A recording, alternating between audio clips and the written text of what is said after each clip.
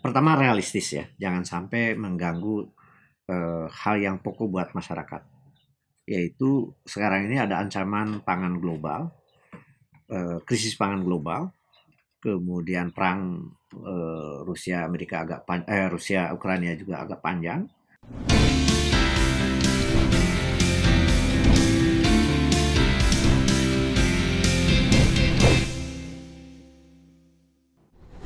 Sobat bisnis, berjumpa kembali dalam Talks dan kali ini saya sudah berada di rumah Profesor Didin Damanhuri yang sangat asri, Prof. Tapi Terima ngomong-ngomong kasih. soal asri nih, yang hijau-hijau, kita juga akan membahas soal yang hijau-hijau tapi di seberang Kalimantan sana, yaitu ada di Penajam Pasir Utara.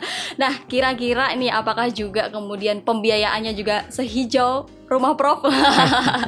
Kita akan membahasnya dalam tema pembiayaan IKN seperti itu, Prof. Nah, ngobrol-ngobrol soal pembiayaan IKN sendiri kan dalam pemberitaan terakhir ini juga banyak sekali kemudian pemberitaan soal bagaimana apakah nantinya kemudian APBN dapat memberikan suplai yang cukup untuk kemudian membangun IKN, kemudian juga bahasan soal investor-investor yang kemudian ada yang investor justru pergi gitu. Dan bagaimana kemudian kelanjutan dari pembiayaan IKN ini? Sebelumnya saya akan tanya dulu, Prof. Ini kan sudah mulai pembangunan nih, Prof. Nah, apakah kemudian pembangunan di tahun 2022 ini pendanaannya sudah aman, Prof? Kalau yang groundbreaking ya, itu kan seperti dalam reportase, betonisasi jalan, pokoknya untuk dasar dari istana itu udah jalan sih. Itu katanya alokasinya sekitar berapa 4-6 T lah gitu ya. Itu sebenarnya tidak teranggarkan itu di dalam APBN-nya. Jadi itu namanya refocusing itu. Jadi berbagai kementerian lembaga itu diminta efisiensi, pengurangan berbagai program, proyek dan sebagainya, terkumpullah katakanlah sekitar 4 lebih lah gitu T. Itu yang kayaknya sudah dialokasikan buat dasar pembangunan istana itu yang katanya ditargetkan pengennya 2024 selesai gitu. Nah, jadi yang menjadi persoalan adalah komitmen antara 400-500 dalam waktu 2 tahunan itu ya.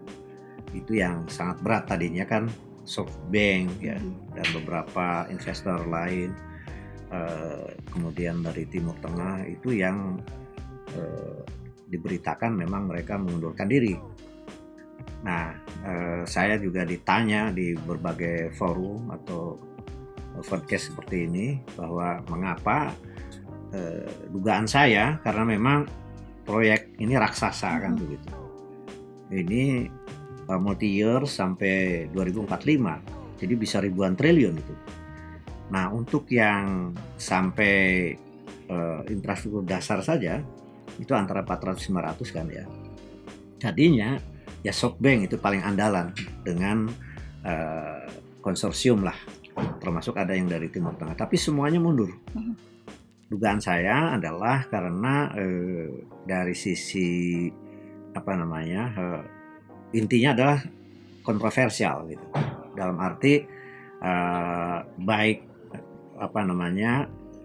sisi anggaran, di mana Indonesia ini kan menghadapi pandemi itu kan sudah lebih dari 1.000 triliun ya.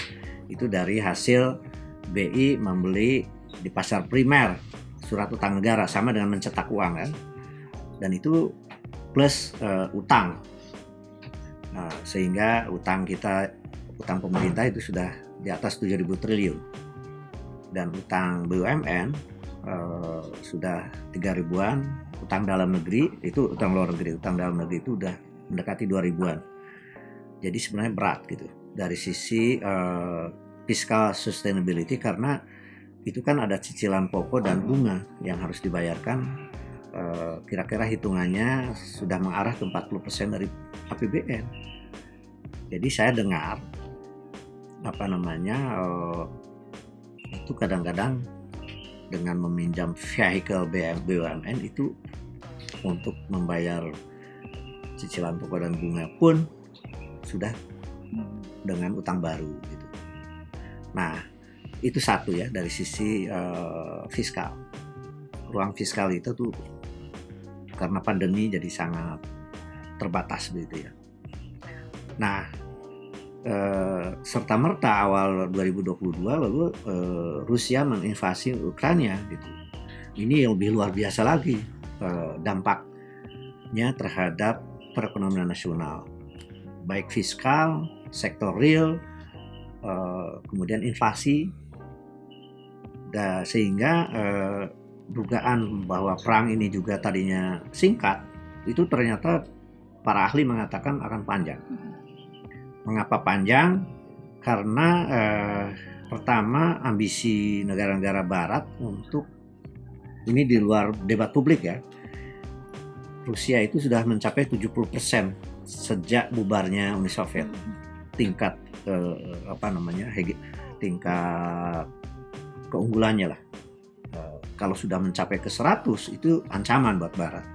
Mengapa? Sehingga lalu ex Uni Soviet itu kemudian termasuk negara-negara Eropa Utara misalnya untuk dimasukkan ke NATO. Nah, bagi Uni Soviet justru Putin ini berambisi ingin menyatukan kembali ex Uni Soviet termasuk Ukraina, Azerbaijan, Turkmenistan dan sebagainya. Jadi ini tabrakan geopolitik yang luar biasa. Nah, sehingga perang tak terhindarkan. Akhirnya China bergabung dengan Uni Soviet diam-diam. Kemudian beberapa negara di Timur Tengah juga ada yang mendua lah, dekat dengan Uni Soviet juga. Tentu saja negara-negara Barat, NATO, Jepang memperkuat diri juga. Nah, jadilah kemudian peristiwa perang ini menjadi peristiwa ekonomi global yang berdampak negatif pada perekonomian nasional. Apa itu? Yaitu disrupsi supply energi dan pangan. Karena dua negara itu adalah supplier gandum yang besar. Kalau dua negara itu terbesar di dunia bahkan. Energi juga, gitu, gas, kemudian minyak dan sebagainya. Kemudian bahan-bahan untuk energi juga gitu. Dan sanksi Barat terhadap Rusia makin membuat keadaan makin krusial. Dalam arti terjadi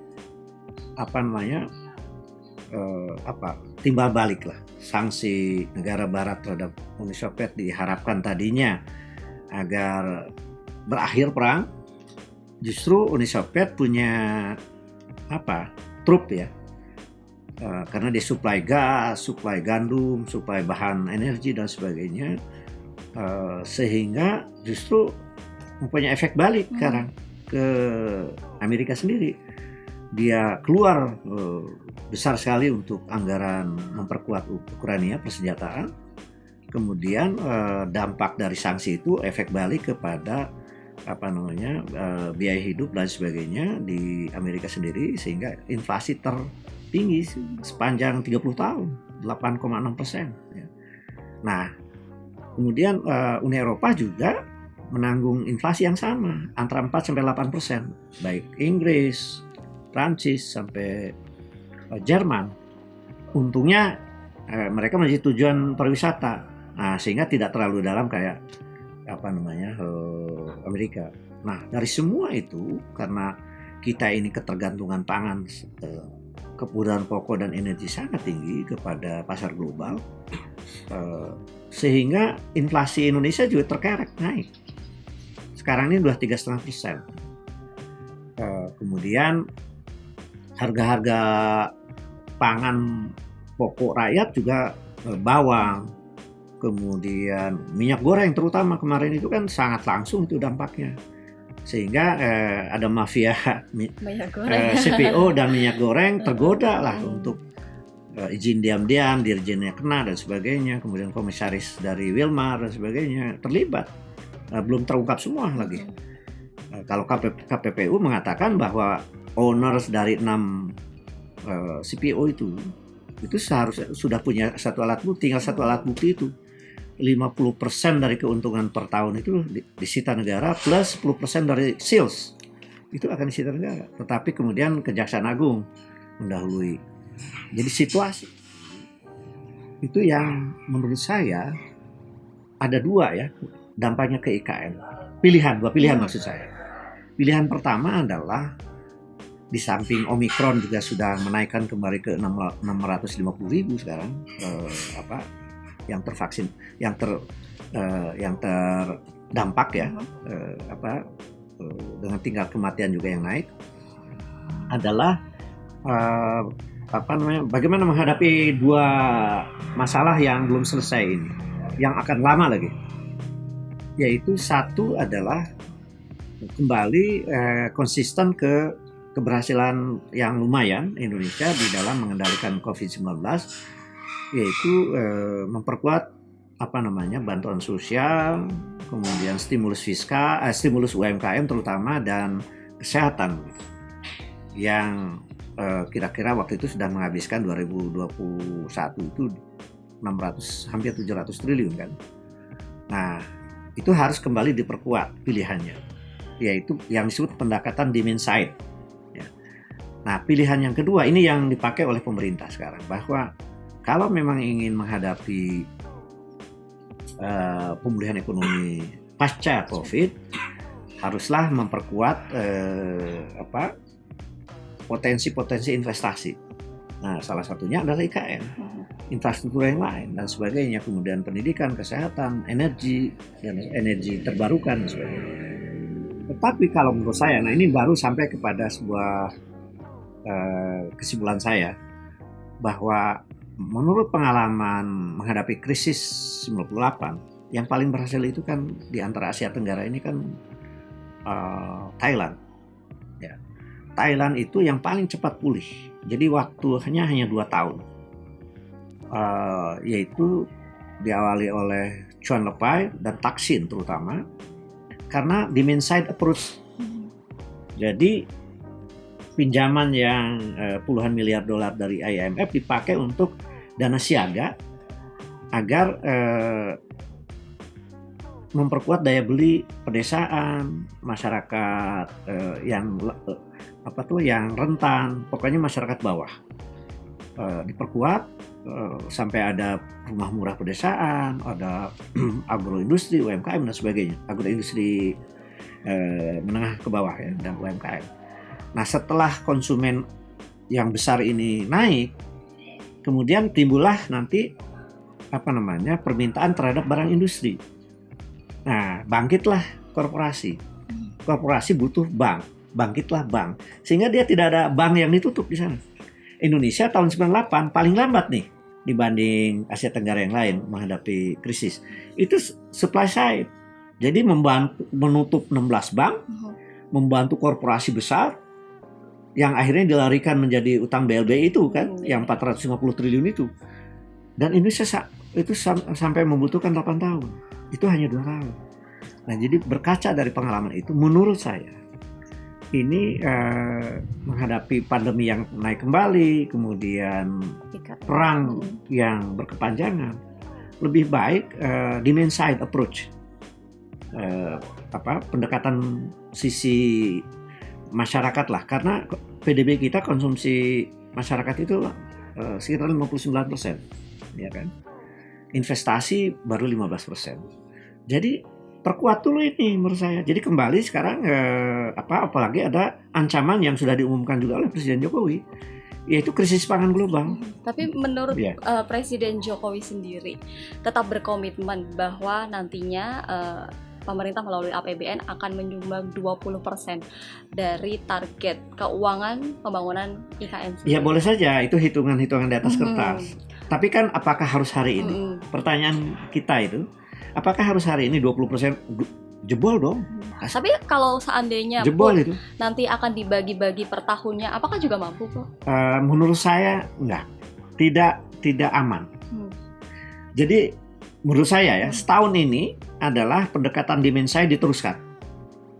Nah, sementara kan sudah mulai itu, walaupun ya katakanlah istana mulai di ini dan sebagainya, dan sebenarnya sudah dialokasikan walaupun kecil di berapa ratus triliun untuk infrastruktur dasar itu.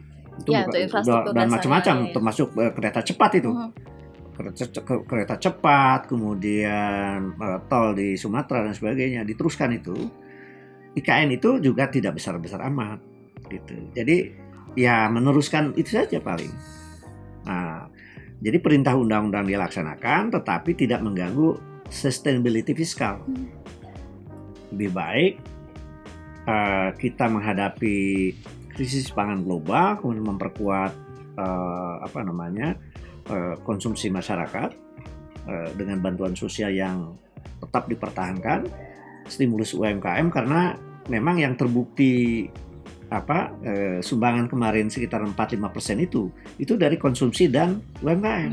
Karena korporasi besar kan praktis semua negara itu kena. Nah, jadi aneh sendiri kalau kita kemudian ingin memperbesar dulu, ya mereka memang nggak terima ya kalau kemudian itu. Ya, tetapi kan pemerintah melihatnya dalam perspektif keseluruhan. Helikopter view gitu ya. Ya, helikopter view. Nah, oleh karena itu mudah-mudahan kalau Faisal menyebutnya 5 tahun ditunda. Katakanlah menurut saya paling cepat 3 tahun. Dalam arti anggaran besar-besaran itu. Nah, siapa tahu dengan GR nanti diumumkan oleh MK yang lebih memberikan kepastian hukum, kemudian juga Omikron diselesaikan, kemudian ancaman inflasi tinggi juga diantisipasi, mitigasi, kemudian pangan lokal katanya akan dibangun karena ini ada krisis pangan global. Jadi ada berapa belas negara akan tidak lagi mengekspor mereka. Jadi kita akan harus mau tidak mau memperkuat pangan lokal, dan itu butuh biaya.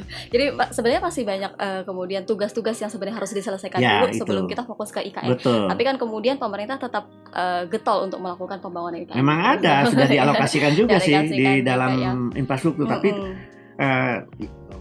yang lain yang lebih perlu malahan nggak mungkin ditinggalkan ya. Tapi kemudian pemerintah juga menyatakan bahwa pembangunan IKN ini nggak akan tergantung sama APBN aja kok. Ada beberapa cara-cara lain. Setidaknya kemudian ada sekitar 5 lainnya yang kemudian akan diberlakukan gitu kan.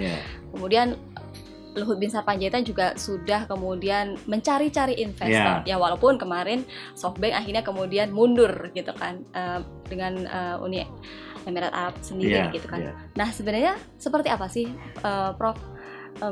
Kemungkinan investor-investor itu akan tertarik dengan IKN? Jadi begini, investor itu selalu ada 2 ya yang menjadi pokok pertimbangan mereka. Pertama, mereka itu investasi di proyek jangka panjang. Jadi sangat sensitif terhadap sentimen publik, sangat sensitif. Jadi kalau sentimen publik ini nanti GR MK sudah keluar, kemudian kontroversi misalnya perbaikan juga dilakukan, dan ini ada kaitan dengan OL juga, jangan lupa tuh.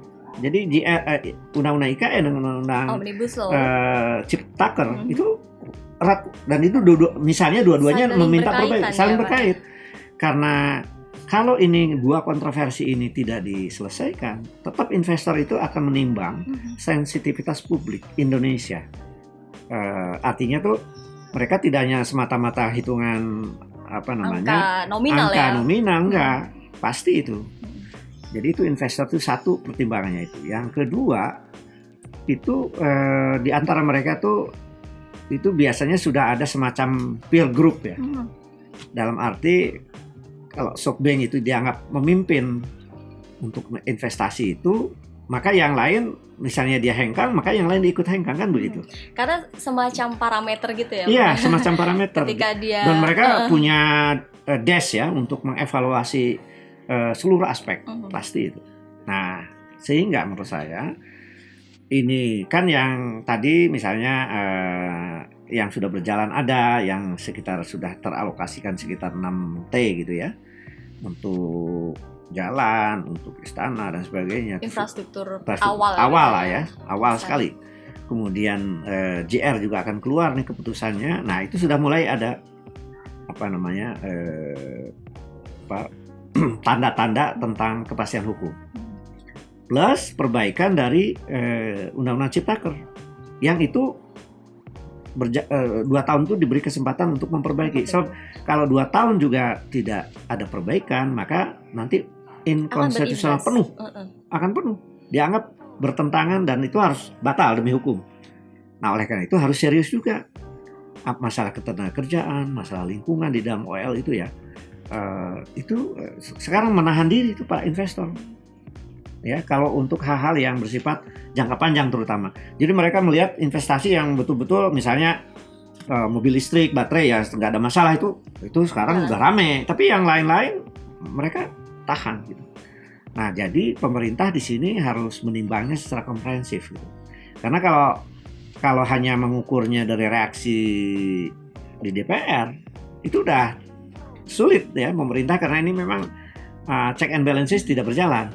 Jadi melihatnya dari pendapat-pendapat yang objektif di publik nasional. Nah, karena pendapat yang juga tidak beralas, istilahnya sekedar sekedar kontra tapi tanpa penjelasan, saya kira itu pemerintah sudah tahu lah bahwa itu adalah dinamika sosial biasa. Tapi yang pertimbangan serius dengan angka-angka, dengan data-data, dengan analisis yang kuat, itu MK juga saya dengar ya waktu sidangnya itu akan memperhatikan betul pertimbangan-pertimbangan itu. Nah, pemerintah saya kira harus mempertimbangkan sedikit tidak dengan target politis Jadi misalnya bahwa pokoknya 2024 kan harus selesai. Harus selesai.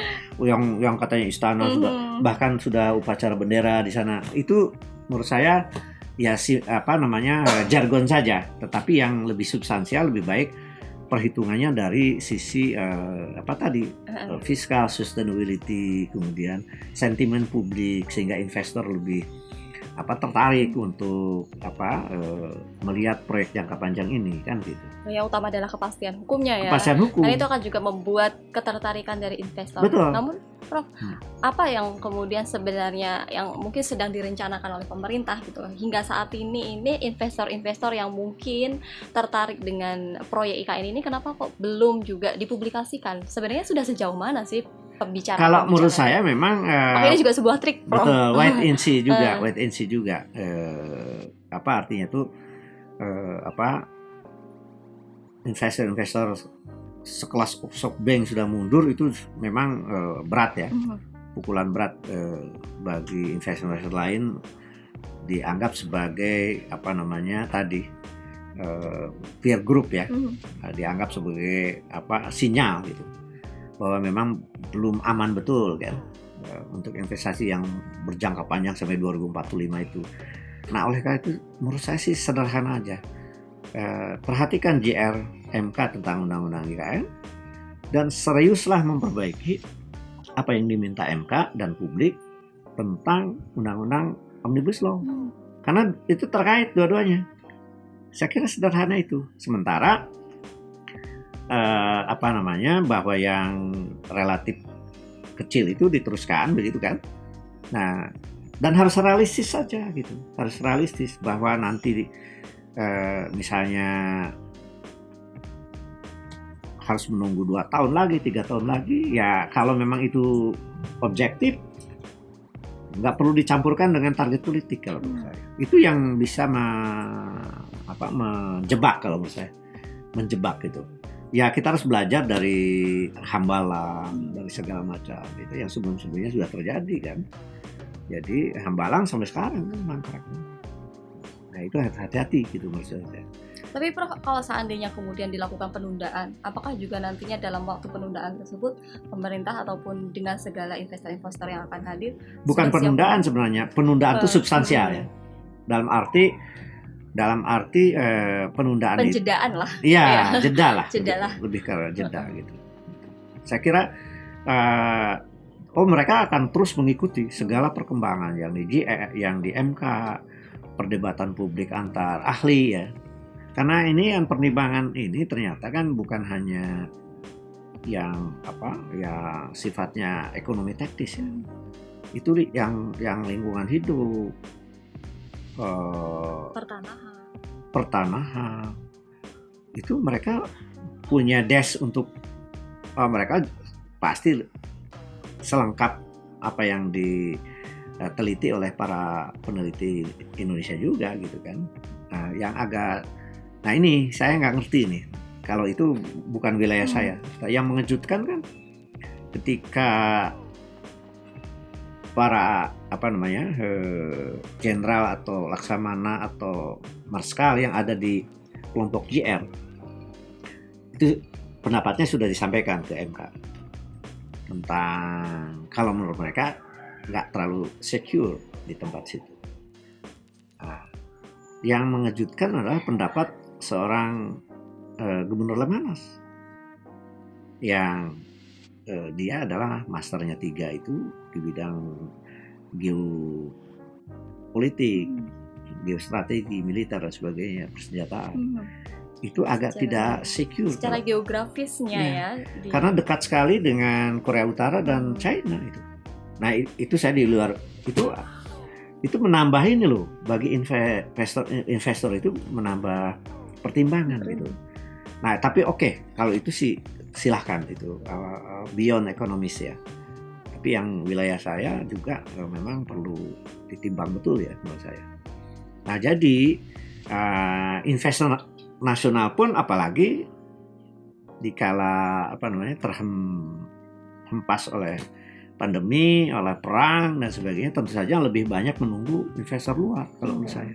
Jadi investor dalam negeri pun juga akan mempertimbangkan investor luar itu. Jadi yang ditunggu adalah investor-investor yang memang serius selama ini, gitu ya. Jadi itu ditunggu banget itu tentang kapan mereka akan memutus, misalnya mempertimbangkan kembali dari SoftBank itu ya misalnya.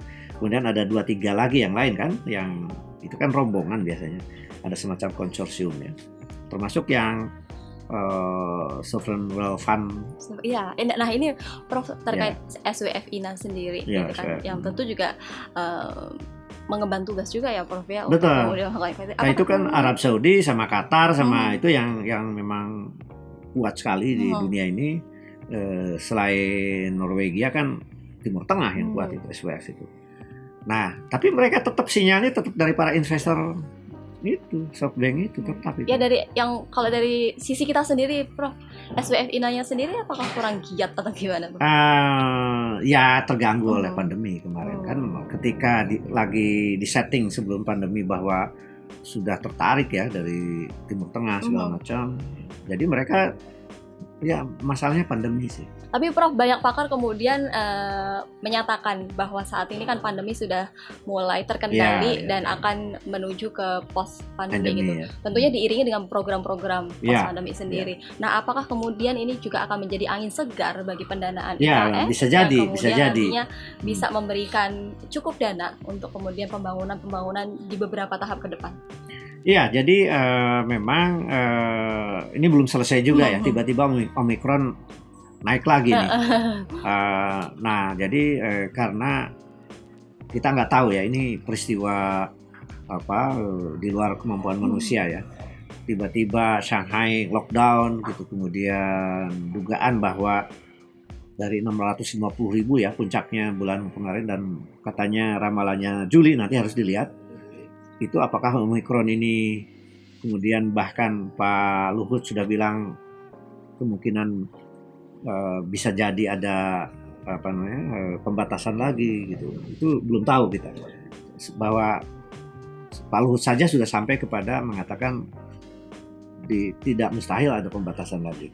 Nah, tetapi bahwa yang optimis mengatakan bahwa ini ke arah endemi juga lumayan banyak lah. Nah, jadi kita nggak tahu.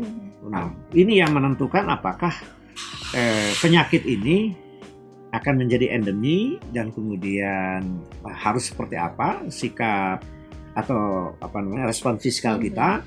Itu akan menentukan juga, memang menentukan arah respon dari para investor ini. Karena saya dengar investor dalam negeri juga mereka itu kalaupun masuk itu karena belum bisa kayak SoftBank yang raksasa seperti itu ya, internasional gitu. Itu mereka menunggu nah ini kontroversi lagi. Kalau mereka dijamin bahwa nanti misalnya membangun perumahan dari pegawai negeri yang ada di kementerian, TNI, Polri, kementerian-kementerian, kan ada para developer properti nasional yang sudah katanya sudah bersedia lah, gitu. Tapi mereka kan minta jaminannya nanti aset-aset di Jakarta, karena keuangan mereka juga lagi terpukul oleh pandemi. Ini yang kemudian belum selesai. Banyak sekali yang keberatan kalau itu kemudian menjaminkan kepada aset-aset yang ada di Jakarta, karena soal historis, soal apa namanya bahwa pride dan sebagainya. Dan saya kira para funding funders ini kan turunannya banyak yang pemimpin parpol sekarang. Itu banyak sekali keberatan tuh. Nah, sehingga harus diselesaikan. Kalaupun misalnya banyak developer yang siap membangun gedung-gedung kementerian dan sebagainya, itu harus dicarikan mengenai skema skema penjaminannya seperti apa. Nah, ini urusan Kementerian Keuangan, urusan dengan BI pertimbangannya. Jadi itu harus tentu saja sudah dibicarakan pasti ya, tapi belum ke publik aja hasilnya mungkin. Tapi itu menurut saya pastikan saja jangan lewat penjaminan aset-aset yang ada di gedung-gedung bersejarah gitu. Jangan sampai, pasti akan menjadi masalah kontroversi yang berat itu. Jadi capek itu. Lebih baik, saya nggak tahu, saya bukan ahli mikro investasi ya. Itu seperti apa kalau misalnya investor nasional pun sudah bersiap membangun gedung-gedung perkantoran dan sebagainya, perumahan, tetapi dengan penjaminan yang win-win lah, tapi tidak menyentuh ke masalah-masalah krusial ya, historis, politis, macam-macam yang Jakarta ini. Karena saya baca juga tuh bahwa, nah ini masalah baru lagi, ibu kota pemerintahan itu tidak otomatis ibu kota negara, seperti Kuala Lumpur itu dengan Putrajaya. Jadi Penajam Utara mungkin akan lebih realistis dan biayanya juga tidak terlalu raksasa, adalah menjadi ibu kota pemerintahan, kota industri, ibu kota negara, tetap Jakarta kemungkinan begitu. Itu solusi yang kemungkinan lebih beban fiskal juga tidak terlalu berat, tapi juga tidak terlalu kontroversi ya dari sisi historis dan politis gitu. Nah, saya kira itu sudah mulai akan ini. Tinggal soal pertahanan cyber gitu kan katanya begitu, yang menurut Pak Andi Wijayanto pengurus Lemhanas. Saya kan 15 tahun di Lemhanas. 15 tahun di Lemhanas. Itu pertahanan cyber harus sangat lebih tinggi, jauh lebih tinggi daripada Jakarta. Pertahanan non militer ya. Kalau militer mungkin kan ada payung ASEAN ya. Ada payung ASEAN. Kemudian juga kita nanti berada di dua raksasa ya, di mana ada bukan hanya NATO tapi kan yang Amerika, Australia sama Inggris itu kan. Jadi kita berlindung di ASEAN yang non military atau non nuklir defense itu. Nah, sehingga kita harus bisa mengamankan sisi geopolitik dalam payung ASEAN yang tetap non-blok gitu ya, tetap. Nah, itu jadi ini juga mempengaruhi itu. Sehingga apa yang dikhawatirkan oleh Pak Andi Wijayanto menjadi tetap safe gitu, secara geopolitik dan geostrategi. Karena konflik Laut Cina Selatan ini makin terbuka sekarang, makin terbuka. Aliansi Amerika, Inggris sama Australia itu makin kentara, NATO diperkuat, tapi juga Cina bantu Rusia dalam rangka memperkuat rivalitas dengan Amerika untuk Laut Cina Selatan. Dan tentunya Indonesia juga harus cermat untuk mengamati geopolitik tersebut. Nah, Prof, harapan kedepannya seperti apa pendanaan dari IKN, tentunya dengan prinsip kehati-hatian? Ya, Jadi saya kira pertama realistis ya, jangan sampai mengganggu hal yang pokok buat masyarakat. Yaitu sekarang ini ada ancaman pangan global, krisis pangan global, kemudian perang Rusia Ukraina juga agak panjang, dengan segala dampak terhadap stagflasi, inflasi dengan kemacetan produksi atau resesi itu. Di samping Omikron harus diselesaikan. Oleh karena itu pada tahap-tahap sekarang ini lebih realistis saja. APBN memang sudah mengalokasikan tapi tidak besar-besaran begitu ya. Dan menurut saya yang paling safe adalah setelah demand side ini kan daya beli naik lagi. Sekarang kan turun nih, naik lagi. Jadi jangan dikira kalau kita misalnya bantuan sosial diperbesar gitu ya. Termasuk untuk mensubsidi Pertalite itu yang tetap itu penting buat UMKM, juga kesehatan gitu. Bukan itu sebuah cost, itu investasi. Ini akan menaikkan daya beli dan nanti permintaan terhadap barang-barang secondary dan tertiary juga akan naik, maka akan bangkit tuh korporat itu. Dan kemudian ini yang saya sebut pemulihan yang lebih safe ya. Nah, itu lebih dipilih sebagai strategi. Nah, sehingga kalau itu sudah kontroversi undang-undangnya, 2 undang-undang sudah diselesaikan, maka dugaan saya paling cepat 3 tahun itu, yang agak besar-besarannya gitu. Itu menurut saya. Jadi 2024 nanti sayangnya ya memang kita sedang menghadapi batasan dari defisit fiskal yang hanya boleh 3% itu. Tapi ya realistis saja, nggak apa-apa menurut saya. Daripada tingkat kontroversinya tinggi, menimbulkan sentimen negatif terhadap investor, jadi malahan mengalami kesulitan. Gitu. Kalau menurut saya kuncinya realistis dan perhatikan kepentingan publik. Yang utama memang adanya kepentingan publik, karena apapun pembangunannya ya, baik IKN maupun pembangunan lainnya harusnya diperuntukkan untuk publik. Begitu.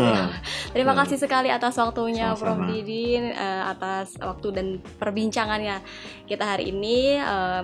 Semoga bisa dipertemukan kembali dan membahas perbincangan-perbincangan lainnya bersama dengan Sobat Bisnis. Dan Sobat Bisnis, setelah tadi perbincangan kita bersama dengan Prof. Didin. Sampai jumpa di program Talks berikutnya.